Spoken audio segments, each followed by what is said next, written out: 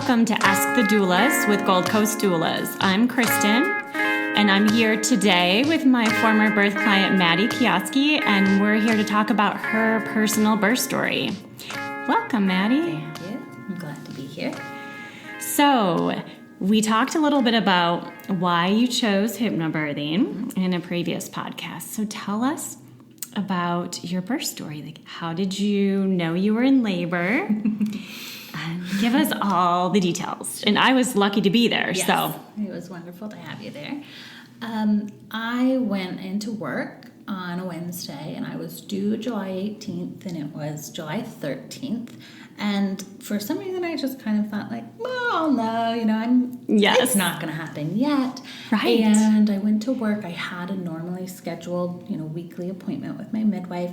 So I went at 10:30, and I'd been kind of grouchy all day and just it felt a little off, but did not think about it at all. I'd been having practice labor for a few weeks, so yes. I really wasn't noticing anything different. And I went to my appointment and sat down. She said, "How are you feeling?" And then I started bawling. And I said, "I just feel so confused by my body." Yes. And she was like, "Well, let's just, go take a look. How about we just take a look?" And right. So then we went, and she did an exam, and she said, "Girl, you're 6 to 7 centimeters." Right. And I was like, "What?" And I started crying again. And then I said, "Well, what does that mean?" Even though I'd been through hypnobirthing, I knew what it meant, but it was just so unexpected. I was so far along already. And so she was fantasc. She was so wonderful. And I was like, well, it means you're going to have a baby today. And, but you go have some lunch. And so I called my husband, and he was working, and I told him I'm 6 to 7 centimeters. And he said, "Well, what does that mean?" Right. And I called my mom, who was coming, and she said, "But wait, what does that mean?" Yeah. So we were all pretty taken off guard, because it wasn't like I'd woken up and said, "No, I think something's happening." Nobody was really prepared. Like, "Hey, I'm 6 to 7 centimeters." Right. I couldn't believe when I got the call. I was like, what? Yeah. So I went and got some lunch and drove myself to the hospital and parked on the 5th floor of the parking structure and waddled all in. And and you showed up. You were the first one, and we went up to the room.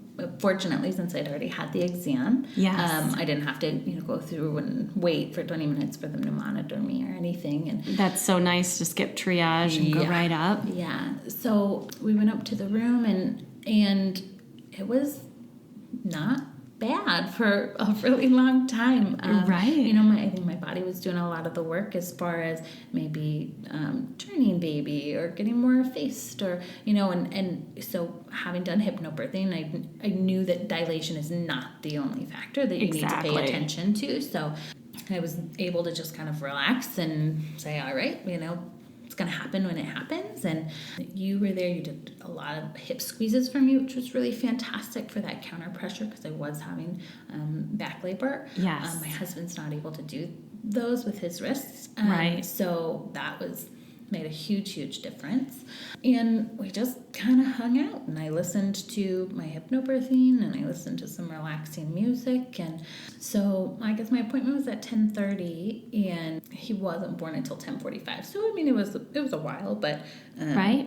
But for a first-time mom, it was pretty quick. Right. And it's one of the few calls I get in the daytime hours. So most of the time I get a call at like 2 a.m., 11 p.m. Right. So we, things started to they ramped up some, and then I started, noticing them more. But none of it was overwhelming. One thing that we talked about in hypnobirthing was, breaking the amniotic sac, and kind of, that's protection for baby. And so I didn't want to do that. Didn't really feel like there was any reason to. Right. And so the contractions really weren't bad. The surges weren't overly painful, overwhelming. And so my midwife worked her full day at the office, and then came in, and so then she checked me again quite a bit later, and then she did accidentally break the amniotic sac. And then after that, things got pretty intense. That can intensify it a lot. Yeah.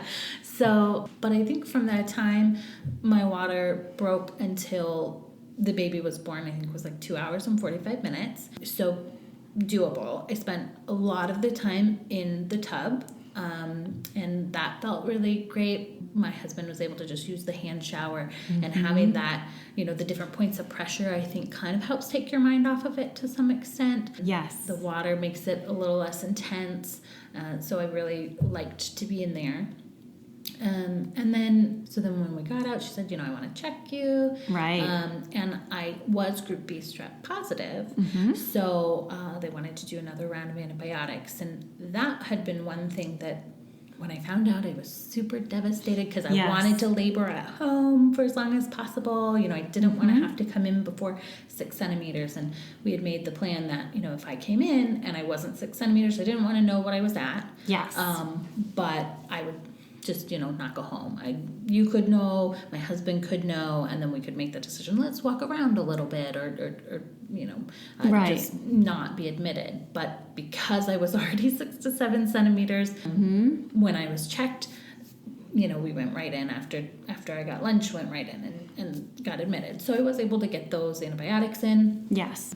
So then once I got out and she checked me again, she broke my water, and then it got intense. And then it was really just, I felt very internal, it was not a lot of talking. And it was, I think right after it broke, I kind of got that point where I'm like, oh no, I can't do this. Right. Which most women go through with unmedicated births. It's like, transition. However, as soon as I had that thought, like I have a distinct recollection of, oh no, I can't do this. No, wait. That means I'm really close. Yes. That means I can do this. And so then I really tried to just focus on my breathing, because we talked about that and learned and practiced about getting those breaths in. And I did end up struggling with that. But having my husband, having my midwife all saying, all right, this is the birth you prepared for. Like, you can do this. Just take those big breaths. Breathe and focusing in on those voices helped me to kind of get back on track, get it under control. So we tried a lot of positions for delivery, which that was one big thing. I had changed providers pretty early on. Yes. From an OB who said, you're only allowed to birth on your back. And I said, I want the freedom to do whatever position feels comfortable for me. Right. And for my baby and my body. And so I ended up doing a lot of my laboring and pushing, leaning over the back of the bed. Right. On my knees. And that definitely felt like the best position for me.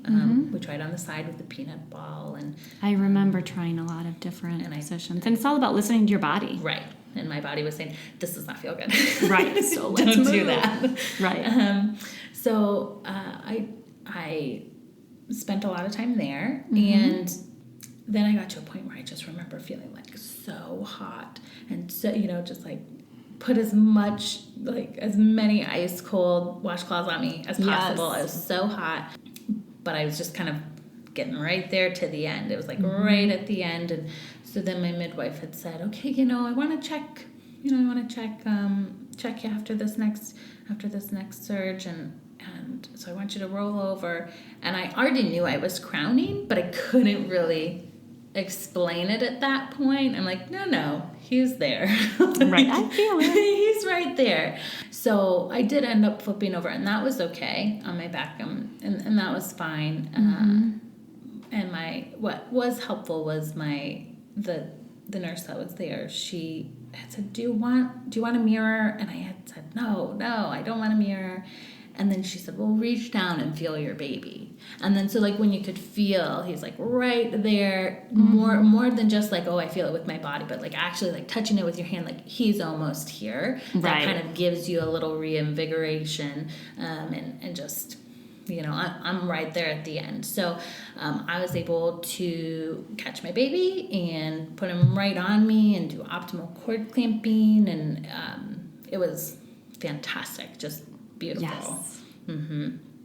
So he was born on July 13th at 10:45 p.m. So it's about 12 hours from when I figured out that I was in labor till he was born.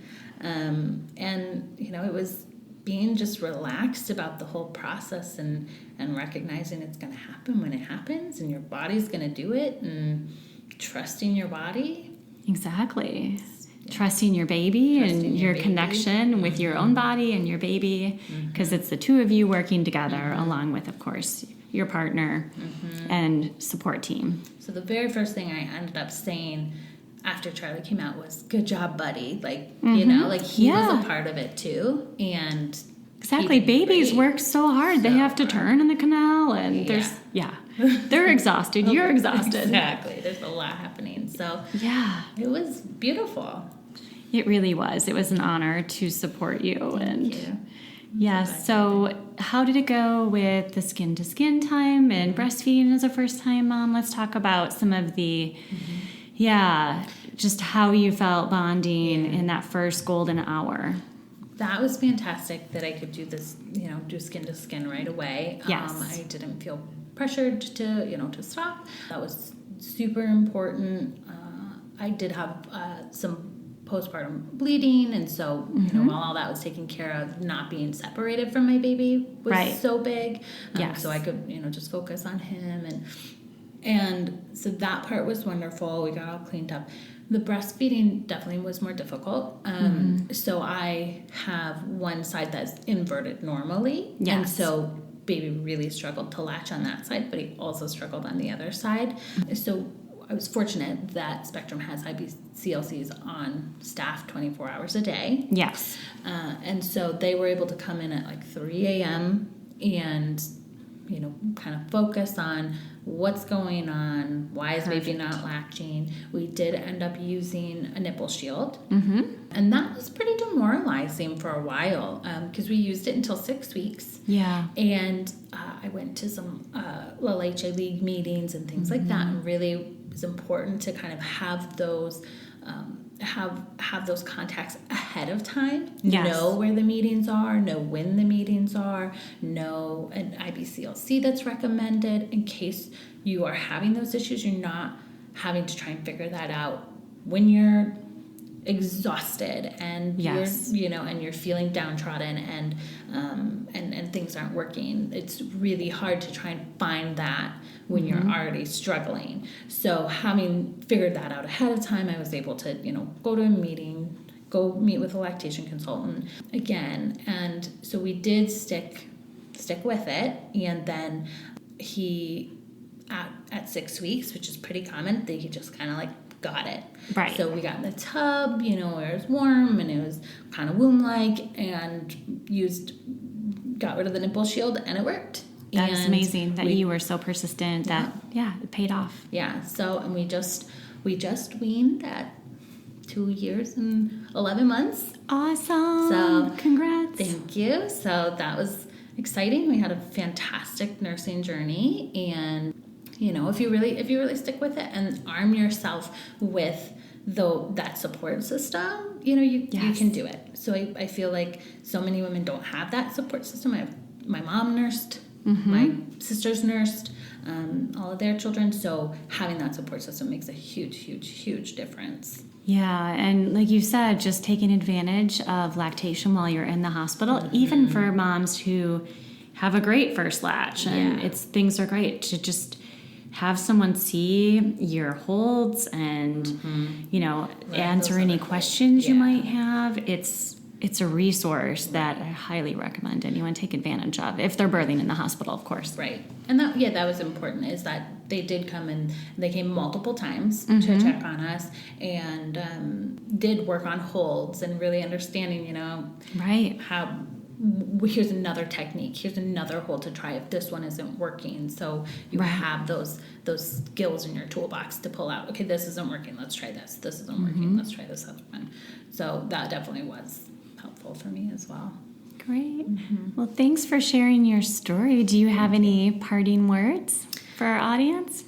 I would just say, you know, do your research. You know, I think it's easy to just say, my doctor is going to do what's best for me. My doctor is going to, you know, this is what happens, this is how it goes, but it doesn't have to be. You can be such an advocate for yourself. Right. And you can surround yourself with other people to advocate for you so that you can get the type of birth that you want, so that you have the support that you need. You know, even if you have a partner that's not able to be there, you know, in the way that you need, you can, you know, you can get a doula. You can have a midwife who really, you know, births in the hospital. It's really not, you know, not different. Exactly. I know people that really think, oh, they're not a doctor, or, you know, so it's totally different. So I think just really doing your research and asking other moms who have been through it. Their moms are very willing, good or bad, to give you their advice. So,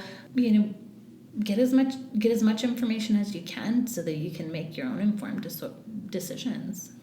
Yes, and thank you for sharing your story, because other women want to hear personal, especially positive stories. I feel like when it comes to birth, you hear the dramatic or tragic. Everyone likes to tell negative stories, and there aren't enough positive, and a lot of women in pregnancy want to surround themselves with light and positivity. And so we really appreciate you coming in and listening to our podcast as well over time. So thanks so much, Maddie. And you've been listening to Ask the Doulas with Gold Coast Doulas. We are found on SoundCloud and iTunes and goldcoastdoulas.com. These moments are golden.